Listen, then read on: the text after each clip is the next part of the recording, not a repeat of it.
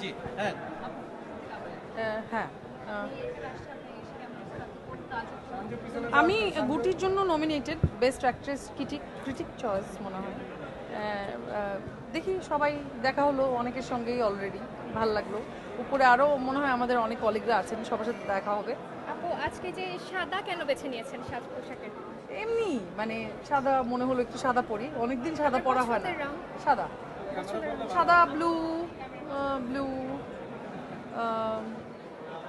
ব্ল্যাকও পছন্দ অনেক, কিন্তু ব্ল্যাক অ্যান্ড হোয়াইট এটা যদি কোনো কালারের মধ্যে পড়ে না। তারপরও মেরুন পছন্দ। আপু সামনে তো ভালোবাসা দিবস, কি আপনার প্ল্যানিং? কাজ একটা আসার কথা আছে এখনো, এটা প্ল্যাটফর্ম থেকে যদি বলে তখন আমি বলতে পারবো, আর তা না হলে ওরকম কোনো কাজ আসার সম্ভাবনা নেই। আপু সিনেমাতে আপনাকে দেখতে পাচ্ছি না কেন আমরা?